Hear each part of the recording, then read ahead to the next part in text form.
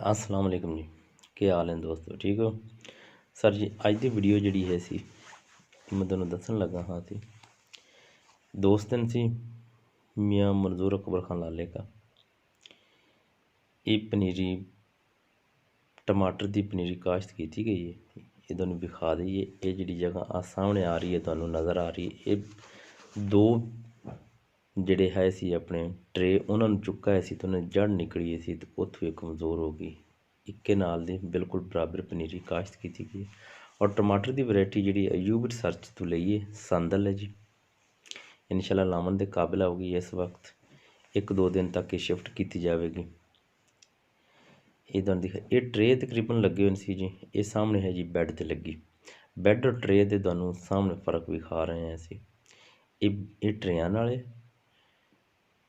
तकरीबन कोई 7000 दाना लगा पिया सी। इत्थे जी इस सामने ये छोटी टनल की थी इंदे तरबूज का बीज लगा पिया जी नागे वास्ते चोपे वास्ते।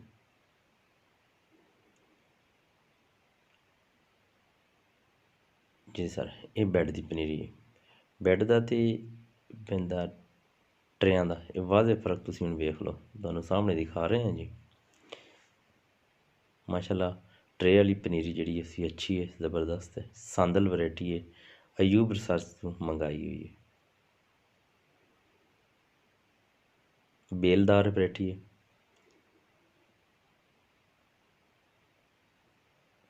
तकरीबन 17 तो 18,000 दाना लगा है। ये पौधा खड़ा जी 17,000 पौधा 18,000 पौधा हो जाए तकरीबन 17,000 हो जाए इस दे राउंड अबाउट है जी। ये विखाउण का मकसद है भी माशाल्लाह जी ज़बरदस्त है इस दे और बेलदार है। इनू नैट से चढ़ाया जैसी पहले लोटन नहीं लावना है उस तो बाद जिस टाइम छापर उतारना है तो फिर इन्होंने नैट से उतार इन्हें चढ़ा देना है जी।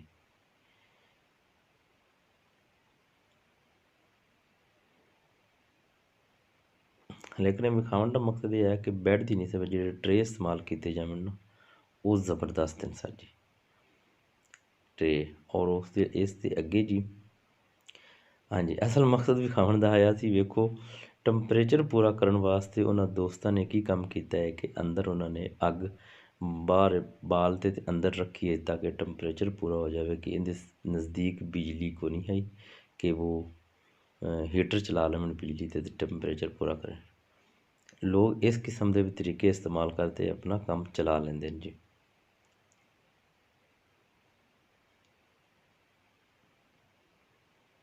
जी सर इस अगे है जी ये चोपियाँ ये छोटी थैली है जी 3x4 की छोटी जी थैली है। इहदे विच नागे पूरे करने वास्ते तरबूज दे संजंटा का सीड लाया गया सी। नागे पूरे करने वास्ते ये दोबारा छोटी जी थैली भरी जाती पई है 3x4 की कम से कम 7 एकड़ 7 तो 8 एकड़ लगाया तकरीबन तरबूज असी उनके नागे पूरे करने वास्ते 8,000 पौधा दोबारा फिर ला रहे सी ताकि नागे पूरे हो जावन साड़ी औसत पूरी आ जाए। ये जी सामने थैली कुछ थैलियां में ला रहे हैं नागे पूरे करने वास्ते और कुछ ट्रेयां च लावणगे और तुहानूं दिखाने हैं इस अगे। ये थैली की भराई हो रही है जी बल मट्टी है ये पा के फिर इस छोटा जिहा सुराख करते उंदे लाया जासी सी कंपोस्ट पाई जासी और उंदे बीज लाया जासी।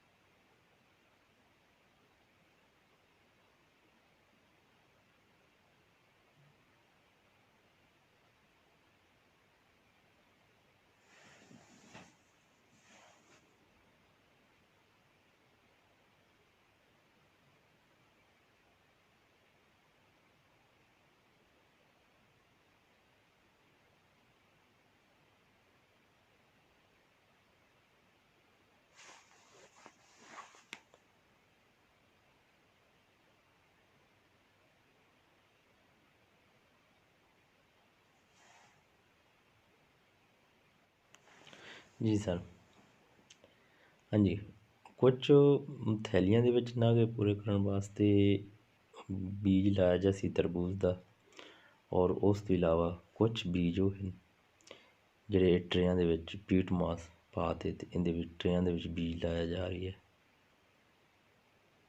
जी, देख लें। अच्छा, सीड की भी एक बड़ी तकनीक है लगाने के लिए।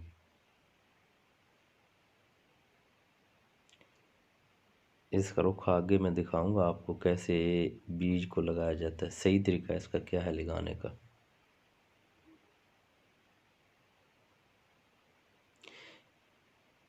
ये 200 होल का एक ट्रे है, इसमें 200 पौधे, एक ट्रे में 200 पौधे लगाए जाएंगे। ये सिंजेंटा का सीड है।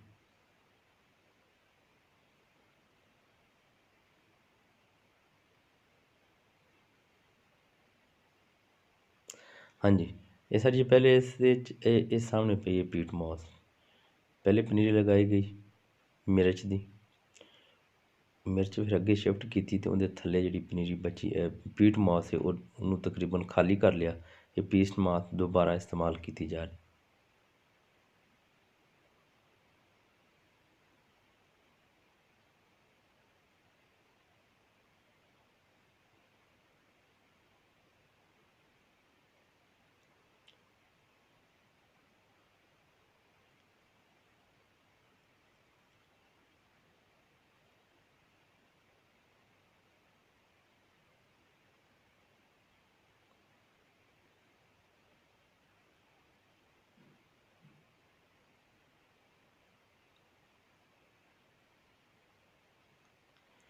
हाँ जी, इन इस ट्रे के सामने नज़र आ रही है जी बीज, फिर इनके उत्ते थोड़ा सा पीट मास और डाला जाएगा, फिर इसको पानी से तर करके टनल के अंदर रख दें तो इंशाल्लाह इसकी जल्दी जर्मिनेशन हो जाएगी।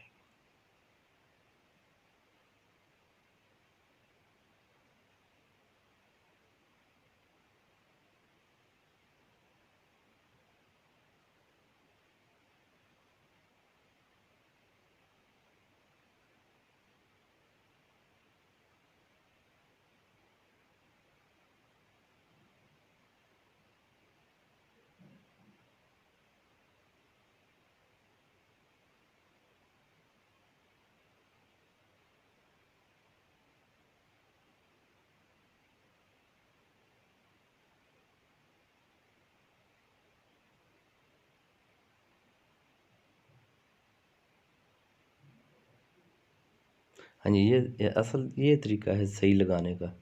इसका रुख है ना जो सीड का वो नीचे करना है और सही तरीका इसके लगाने का ये है।